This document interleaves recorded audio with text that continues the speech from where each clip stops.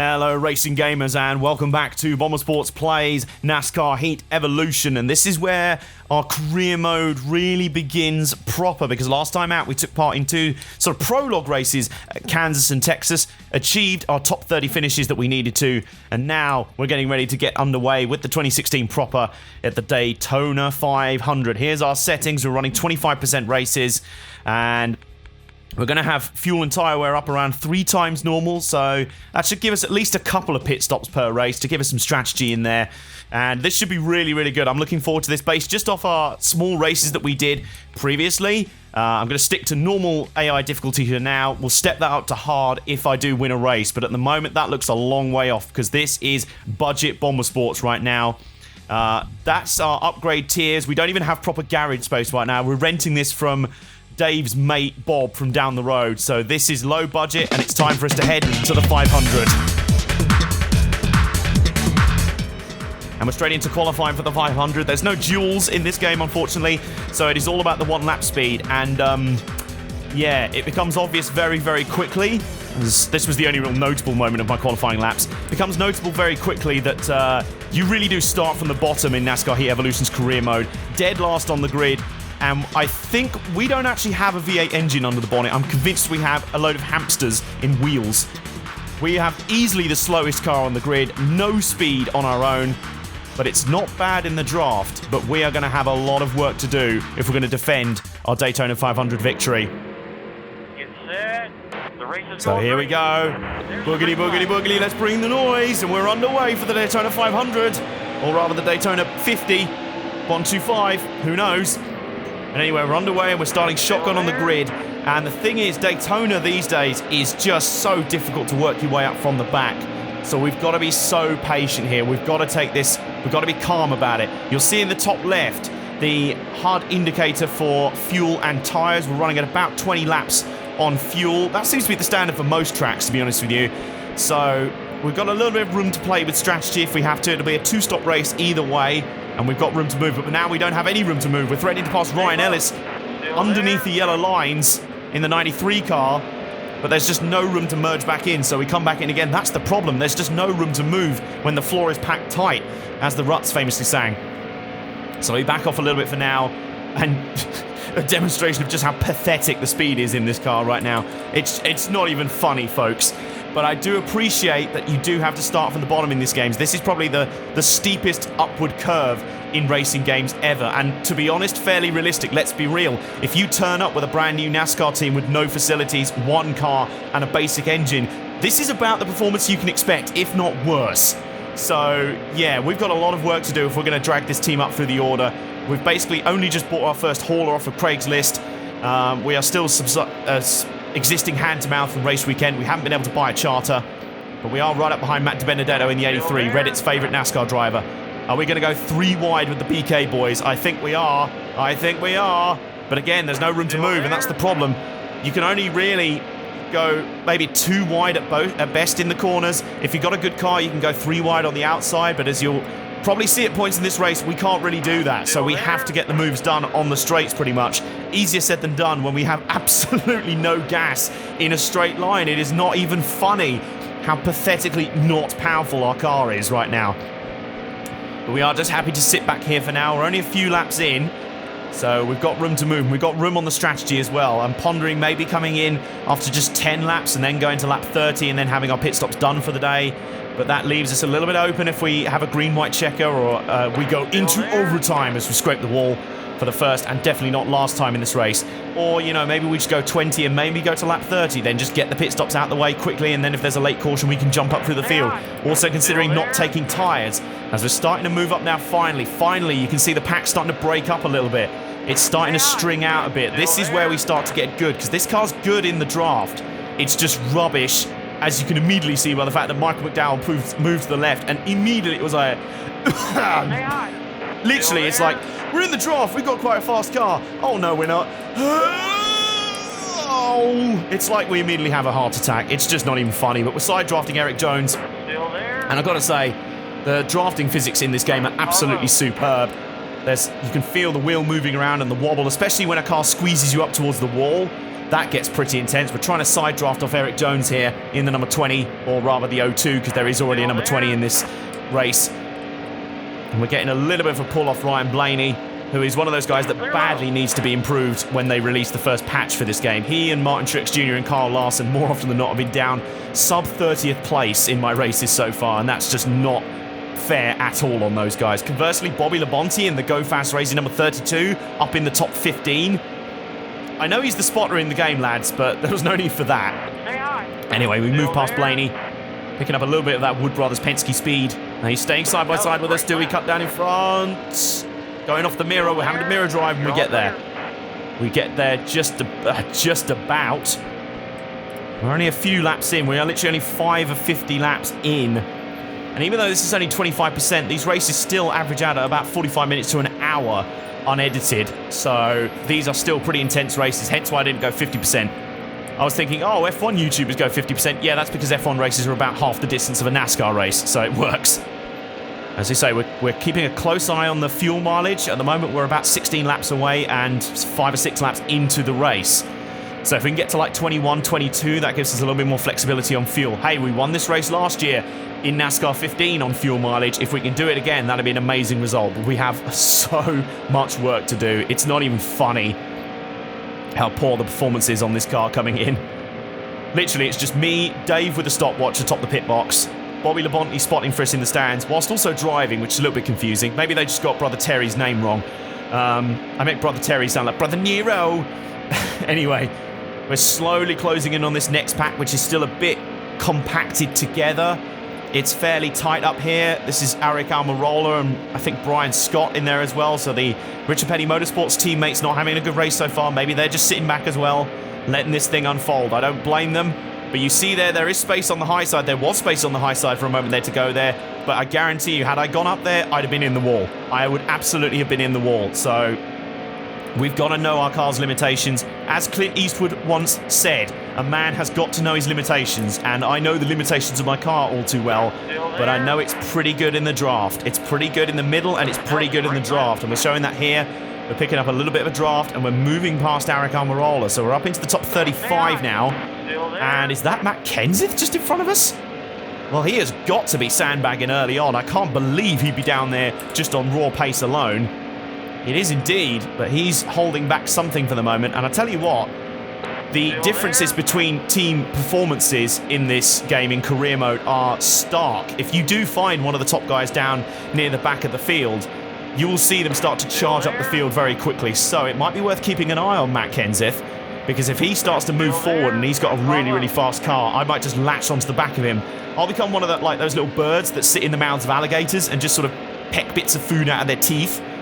And you're just sitting there like, how the hell has that bird not been eaten alive? But I'm just like, nah, I'm just chilling here with the fast guys. And we're up here behind Larson and AJ Allmendinger. It's my boys rolling deep up in here. But neither of them doing particularly well so far. But hey, again, sandbagging a little bit potentially. Michael Annette's on our low side. We've got to be careful. You've got to give a lot of praise to the AI in this game. They make it feel so immersive. It really does feel like you're in a real race because they move around pretty accurately. Like the fact they wash up the track a little bit in 1 and 2. They move and fan out a little bit down the back and then converge back in 3 and 4. We're potentially going 3 wide down here with Michael Annette. This is not going to work. Oh no, but we got Brian Scott on our inside, so we can't go down there. We're stuck in the middle. Hold your line. Oh, AJ, you got to give me some room, buddy. You got to give me some room. And he does eventually. That was tight. That was tight. We went 3 wide. Basically, this car is hopeless when you go 3 wide. So we've got to be careful of avoiding those sort of scenarios. But we have got a good run. Potentially going past Casey Kane in the tri-oval. And we do. So we're up into the top 30 now. Gradually climbing up the order. We're on lap 9 of 50. So this race going by at a fair old lick. Clean and green so far. Getting a little bit of a side draft off the right rear of Larson, which you can feel on simulation. You can definitely feel it there.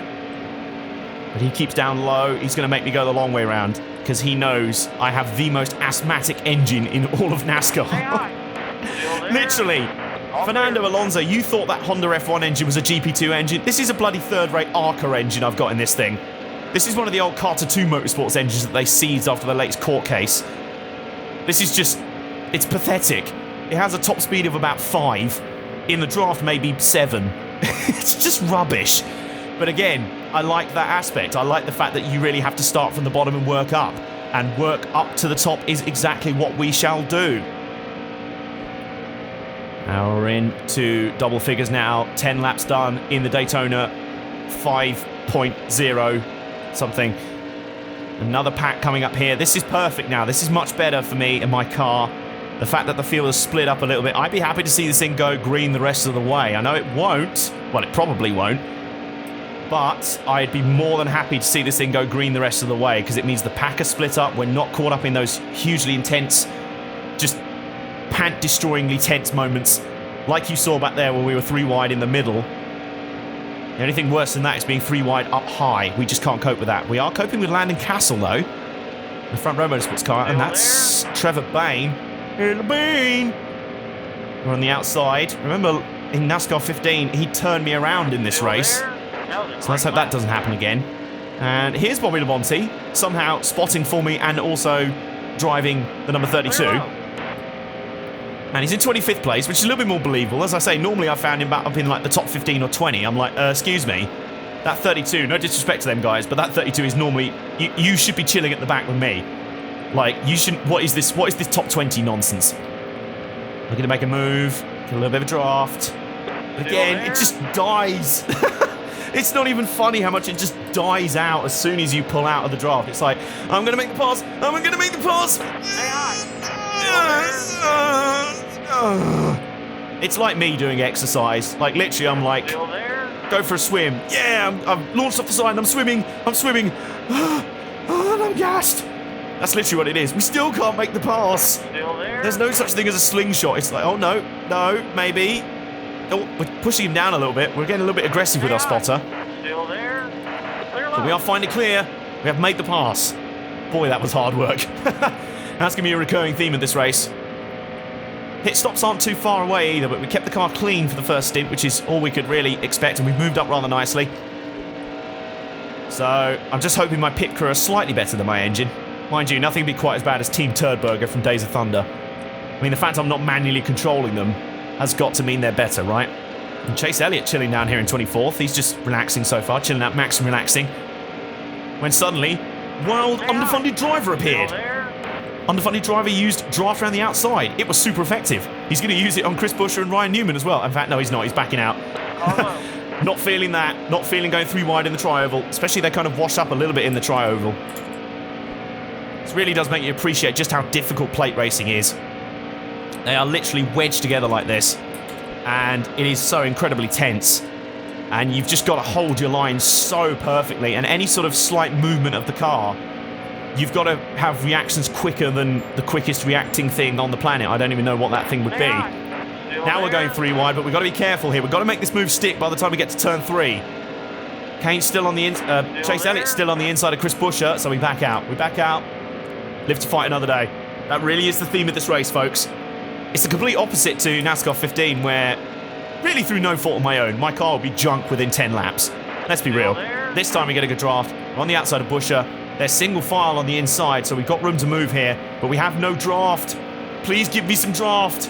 Give me some draft, Ryan. Thank you. You're all clear. Thank you very much. He seems to like me more than Tony Stewart. Or he seems to like me more than he likes Tony Stewart, I should say. A little bit of a slight draft off Chase Elliott. This is very, very tense. This is full sweat mode. Like, when I was doing this race, it was one of the hottest September days ever in the UK. So this is full sweat mode engaged right now. And this is only for 24th place. The leaders are a distant speck on the horizon.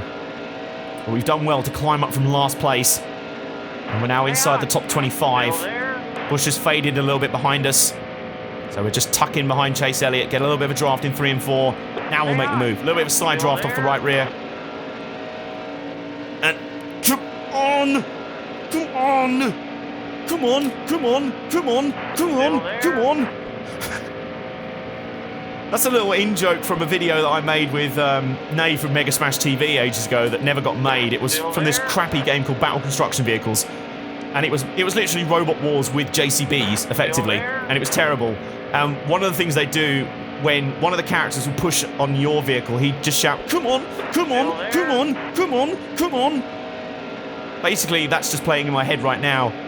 for most of this race when I'm trying to make a pass. Like right now, I'm just, come on. Oh, please. Oh, please. Oh, we've just hit the wall. Oh, that's not good. Oh, we've come down as well. Buescher reacts fairly quickly. That's good. You see what I mean? It's so easy for these cars just to wash up into the wall. And if you're up on the high side anyway, it just gets even worse. It's just even harder. But Busch is chilling behind us. He's not looking to put any kind of aggressive moves on us just yet. 5 laps to go until our fuel window, until our first pit stop. Just checking everything around. The tyres look pretty good. I am very tempted to try and go for 2 or maybe no tyre stops in this race to try and advance us up the order a little bit. We'll have to see just how crap my pit crew is. Or not. They might be very good, but hey, the recurring theme of this career mode so far is that you're starting from the bottom, boy. You've got to work your way up the hard way, so if my engine is loaned from a third-rate ARCA team, then I'm pretty sure my pit crew are just basically whoever we could find from down, I don't know, the local go-kart track, dirt bowl, maybe. Not even on a race team from the local dirt bowl, just the guys on the concession stands. On the outside of Ryan Newman, this is the pass that's been in the works for about 5 or 6 laps, and we still haven't made it. Oh god, this is tense. This is very tense stuff. This is kind of the nature of racing in NASCAR Heat Evolution, and I really like it for that because it feels like a real NASCAR race.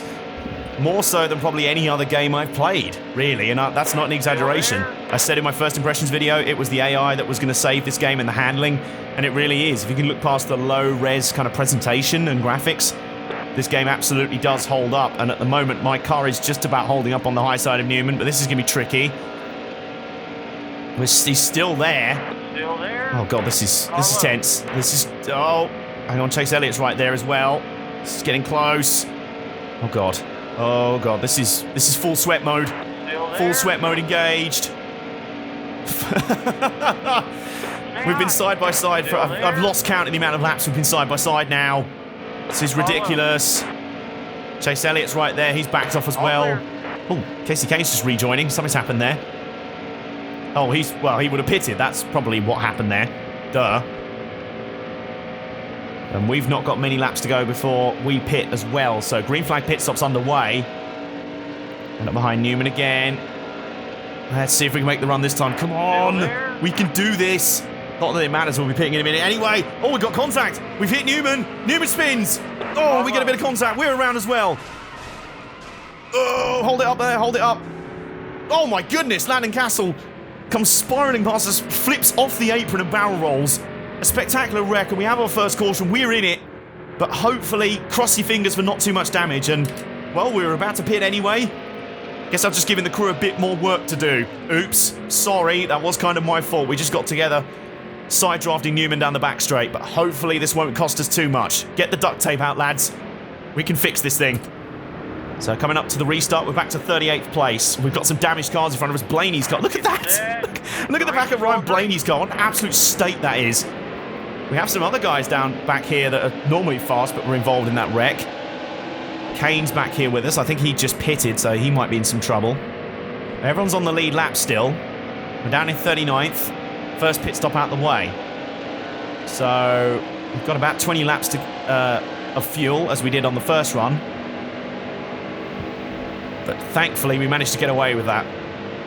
Considering the amount of damage we had, I think we must have literally pitted about 3 or 4 times, slapped as much duct tape on the car as possible, and then just got shoved back out onto the track when the pace car was coming around, so we avoided going a lap down. I mean, look at the state of Blaney's car. That can't be a legal rear end.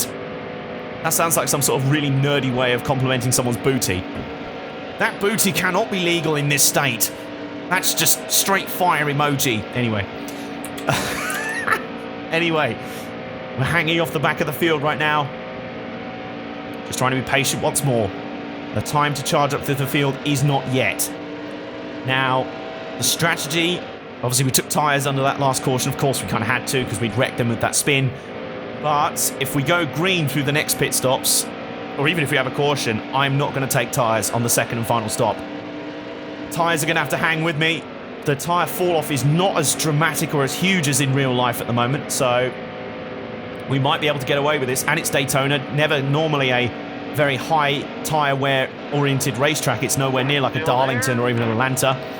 So that might have to be the strategy here to try and get some track position, which, as you can see, is hard enough to gain on this track. It's not like Talladega, where the track is so wide that you can move up and down through the field, through the draft. Here, it is a roadblock. I think I called the July Daytona race this year a 200-mile-an-hour traffic jam, because it basically was, or a 200-mile-an-hour game of slot car racing. Stay low. It was basically 3 trains racing each other. Unless you're at the front of said train, don't bother. You kind of don't have a choice. We're up behind Kane. Blaney's off on the high side, I think. No, he's back down. Understandably so, seeing as the entire rear end of his car looks like it's about to fall off.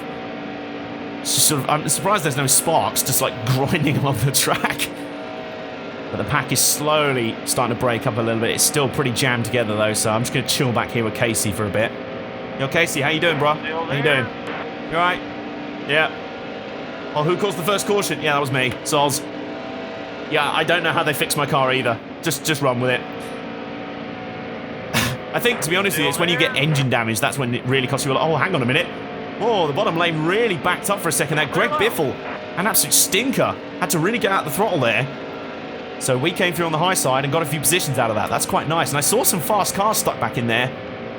I think some guys may have taken a little bit longer on their stops. As we hit halfway in the Daytona, not quite 500. Jones is there as well. We've passed him already in this race. We'll have to pass him again. And that philosophy of really fast cars stuck at the back coming through the field may come into play, because I saw some really quick cars back in there. So if one of them comes charging up through the field and blows past us, we'll just try and hang on their coattails. Well, that's if we don't wreck Michael McDowell first. Steady on. Give me a little bit of space to play with, brother. And he does. Not that I can use it for anything, because this engine is so asthmatic. It is like an asthmatic ant with some heavy shopping. And a 40-year smoking habit. Oh, God, this engine is pathetic. When can we upgrade our engine? Well, we haven't even got a permanent workshop space at the moment. I say we're renting out Dave's brother-in-law's garage that he normally houses his old Chevy pickup in for restoration work. We've basically cleared all that out and are using second-hand tools. And, well, I nearly drove like a bit of a tool there as I nearly wrecked McDowell in the middle of 1 and 2 trying to get that side draft. It is so tricky to do. There is still someone on our low side as well. Give me space. Give me something. Come on. Give me space, Jones. Still there. Not Grace Jones, but Space Jones. Anyway, now is not the time for terrible puns. Now is the time to try and complete the move on Michael McDowell, but it's just so tough. Oh, God. And speaking of fast guys at the back, look who's in our mirrors right now. That's Carl Edwards, who's found himself right at the back after that first caution. So, judging by the way he's storming up behind us, he clearly has a lot more power. Well, he has a TRD Joe Gibbs Toyota engine. We have a Cletus from Southern Alabama second-hand engine out of a 1972 Arca stock car held together with super glue and chewing gum engine. So, it might be a smart idea to see if we can get behind Edwards. See if we can just let him go first up. I mean, he is so much quicker than us. It's disgusting. So we're actually letting off a little bit off the corner. Carl, you go. Go on, Carl. Through you go. You nice cover star, you. Brad, stay there. I'm not prepared to hemorrhage that many positions just yet. You can get in line behind me, mate. I'm just going to sneak into this speed train and hope no one notices I'm a complete imposter. See, look how quick Edwards is closing in on those guys in front. It's ridiculous. He's so much faster than everyone down the back here, as I assume is Keselowski. Here comes Edwards then. He's going to draft to the inside of Ryan Ellis. And we'll just go straight there with him. Bye. All clear. So this is what it feels like to have a good engine, huh? Hey, Carl. Clear high. You ain't got any spare engines laying around, have you? Come on, ask Coach nicely. I'm sure he'll lend us one. Right? Right? We are a Toyota team. Maybe not. That's Brian Scott in front of us, the world's most average stock car driver. Edwards getting a side draft off him for making a pass on the world's most average stock car driver. And we're just pulling along for the ride. No, Carl, don't pull in front of him. Don't pull in front of him. Don't pull in front of him and leave me alone. No. No. No. No. We're stuck out in the draft. We're going to have to draft Brian Scott. It's not a good thing. Still there. Keselowski's right with us as well. As our slow climb back up the ranks continues. And it is a slow climb right now. But we're still hanging with Edwards. Got another draft off Edwards, so he's now getting bottled up behind some other traffic. Brian Scott is just not leaving me alone. Just, oh, still on the low side, so I can't properly draft these guys in front. Although Edwards is actually getting into a battle with his teammate, which is helping us slightly. So he's just tucked down behind. But Scott is just giving me no room. Baz, can you not do this, mate? I'll have to pull a Tony Stewart on your ass. And no one wants that. But Edwards is working past his teammate and leaves us alone in the draft again. Please, please give us draft. This is how pathetic our engine is. We've been drafting Carl Edwards and we still can't pass Brian Scott. I mean, seriously. Are you real? Well, no, our team is not real yet. Team Bombersports 2.0 is really having to start from the bottom here. 20 to go. Our crowdfunder campaign attracted a grand total of $5 and a free dinner at Wendy's. And maybe a voucher for Jimmy John's. Maybe that was just Kevin Harvick trolling us. Still there. We're now in the draft of Edwards again. Oh no, that's Michael Annette. Edwards has left us behind. He ain't got time for us slow coaches. He's working his way back up through the field. And we're pulling past Michael Annette, hopefully. Got a big pack in front of us. This is a little bit of a wad. Not of money, unfortunately, but of cars. So this might get a bit tense up in here. And it's some of the guys that I got involved in that first wreck with, so they may not be too pleased to see me again. And I don't really blame them for that. Almirola in there. Edwards is in there.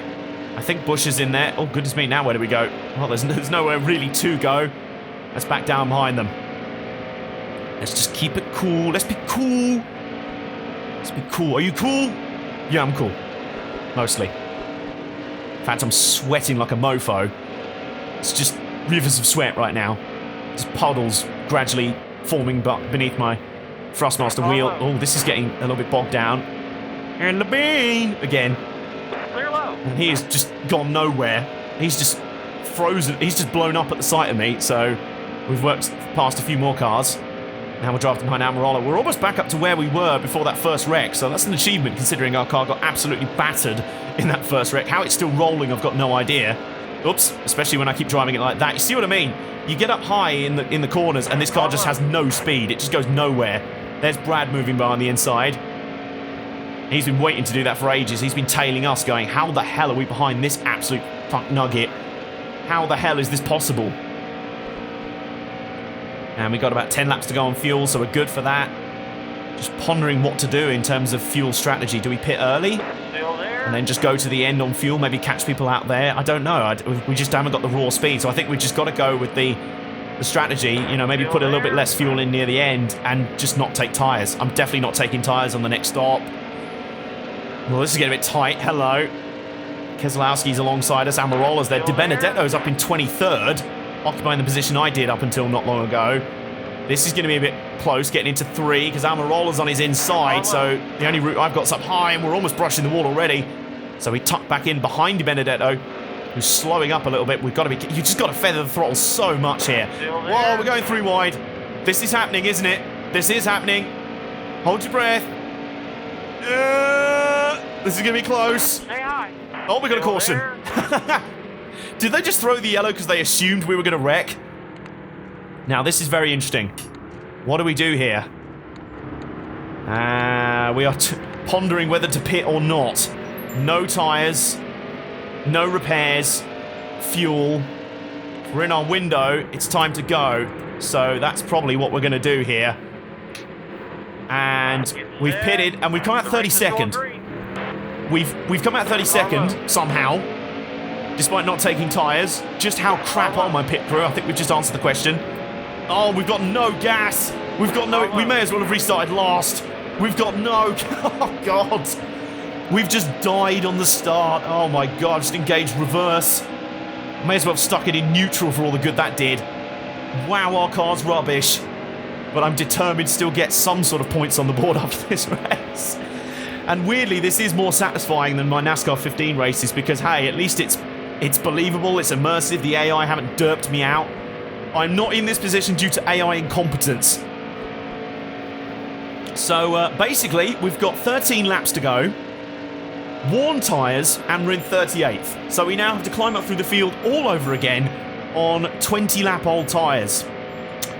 Cheers, crew. You're really, really good at this, aren't you? Although, as I say, I'm not really in the Kevin Harvick position of being able to throw my crew under the bus because I'm pretty sure they're volunteers. I'm pretty sure we may have nicked Jordan Anderson's crew from the truck series, who in themselves, I think, are volunteers. So they're not quite as bad as, I think it was Andrew Ranger's crew one year at the truck race at Mosport, where they literally take about 40 seconds per 4-tyre pit stop. I mean, that was pathetic. What are you even doing with your lives? What I'm doing with my life is trying to catch back up to the field. Oh, God. Don't tell me we're finishing 38th in our first proper career mode race. Dave is not going to be happy, and neither are Moog. Moog. Maybe that could be a fan chant. Moog. Actually not, because that's really annoying. I just sound like the ECW zombie. This is laughable. Taz is saying somewhere. Anyway, for my 5 viewers who actually get those old wrestling references, for everyone else, let's get back to the race, and we are slowly closing in. Oh, come on! We are slowly closing in on the field on our knackered tyres and just pathetic engine. It's just running on fuel with leaves and bits of twigs in. But we are pulling in. Again, we've got a good car in the draft. Let's see if we can at least get a top 30 finish out of this one. That'd be nice. That'd be a fairly decent start. I mean, it could be worse. It's about our level. Well, our level is basically where we are right now, but I am determined to punch above our weight. This is almost a complete opposite to last year, where we were kind of legit on pace with everyone. But as I say, I kind of prefer this in a way. It's much more satisfying. Every single pass feels important. It feels epic. It feels like you've really achieved something and you've had to work bloody hard for it. And trust me, we have. Pack's building up in front, but guess what? We're within the final 10 or 11 laps. We don't have time to be as patient as we were earlier in the race. We can't do that. In fact, we are coming to 10 laps to go this time. We can't be this patient. We've got to keep our foot in. Still there. They're going 3 by 3 up in front. We're just going to have to join in the madhouse. Kyle Busch is back here with us, presumably wondering what the hell happened with him. Still there. Maybe he had a missing lug nut on his stop. Who knows? Maybe one of his crew busted a nut. I don't know. Anyway, look at this. It's just a log jam. Where do we go? How do we make the passes? We've just got nowhere to go. Still there. There's literally nowhere. We can squeeze up alongside Kyle Busch, but there's nothing in front. When we get to 3, we're going to be in big trouble. We've just got to hope something opens up. Still there. And that's not going to happen given we have an asthmatic engine when there's no draft.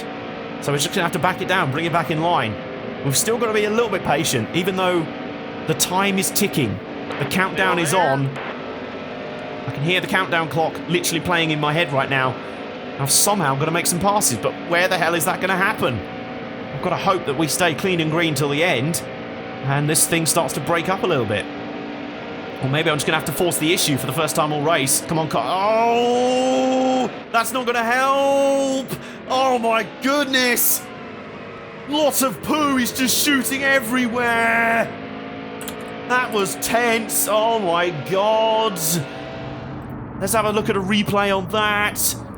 Just got into the back of Kyle Busch at a bad angle. We were full sideways. Oh, can't be dealing with that. That was very tense. Now we are in a lot of trouble because we've lost the pack as well. Now what the hell goes on? Oh god, this race has had a bit of everything, hasn't it? Someone doesn't want me to do well in this race, do they? Well, screw you. I'm going to somehow defy physics and move back up through the field. And we're just going to skip ahead a little bit within a few laps somehow. I've got no idea how, considering we had no draft. Right behind McDowell, the field's broken up a little bit. Now is our last chance for a surge, and we are charging. Look at this. Keep your footing, keep your footing, keep your footing, keep your foot down, keep your foot down. We do, and we're up to 33rd on the outside of Di Benedetto. Kyle Busch is moving up a little bit. It's the guy we nearly wrecked all over Daytona. Sorry about that. I nearly broke his leg all over again. Whoops, and I'm bomb drafting him again. At this point, Carl, I'm basically not lifting at all. So you better adopt the same policy, fella.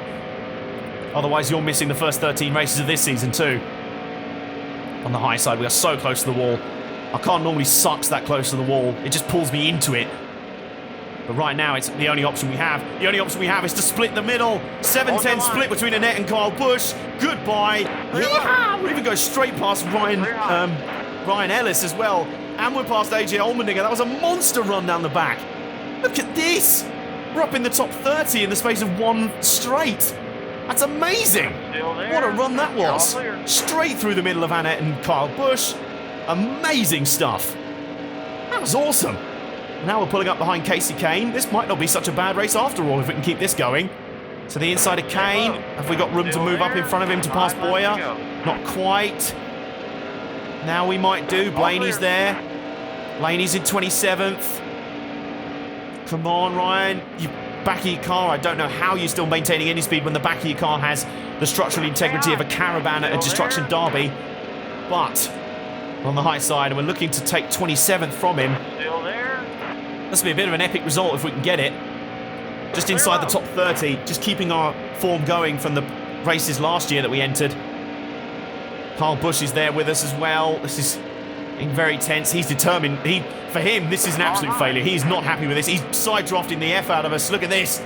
He's pinching us right down, trying to get any sort of draft off us. In fact, he's also got those superior Joe Gibbs engines and everything else. He's probably going to take him right past us. That's fine. I'm going to use you for the draft. Thank you very much. Hop right back into the alligator's mouth and start pecking around for some food. Let's see what we can get here. We've not got many laps to go at all. And this has been a really intense race. Despite the low standing of position, this has been a super intense race. I've really enjoyed it. Let's see if we can get some more positions before the end of it. We've got 4 laps to go here. We're struggling to even keep with Kyle Busch. That's how big a draft he's got on us.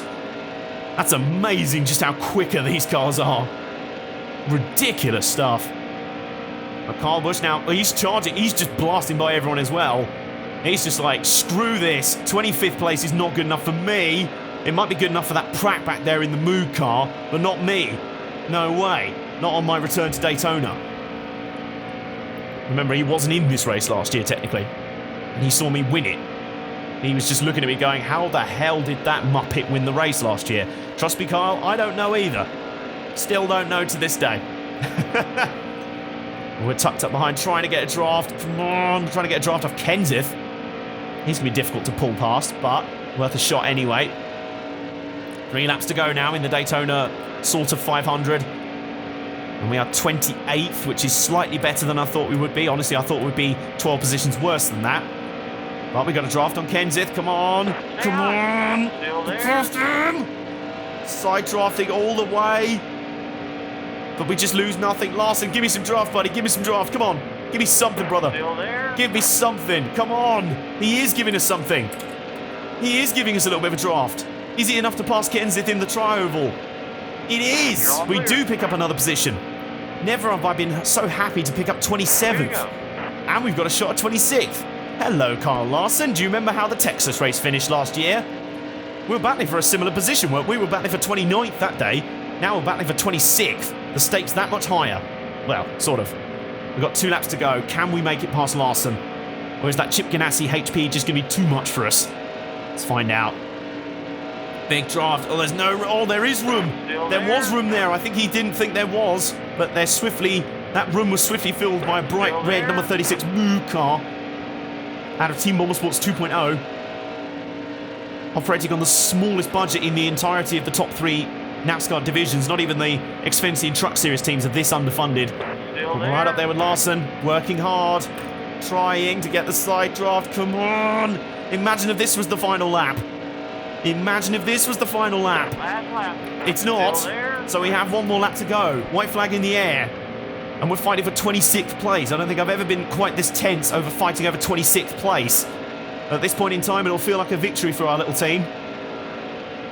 The pack are too far ahead in front of us, and Kenseth has faded behind, so the battle is almost completely between us two now. And oh, it's coming down to the wire. We're going to run off 2. And we just die as soon as we hit the open air. There's nothing. Come on, give me a side draft, brother. Give it to me. Still there. Well, the winners have crossed the finish line. We'll find out in a minute who's won the Daytona 500 2016. Whether it was Denny Hamlin again.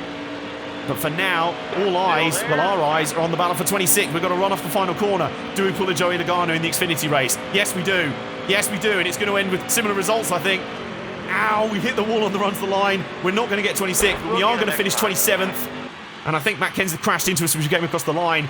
And, oh my God! Look at that! Did you see that? Matt Kenseth wrecked off us and hit the pace car. Watch this! Look at the replay. He spins off. Boom!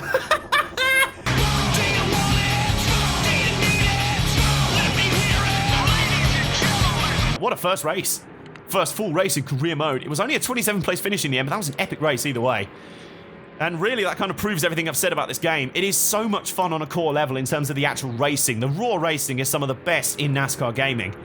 It's just everything else that's a little bit under par, but if you can look past everything else, then you're going to have a lot of fun in this game.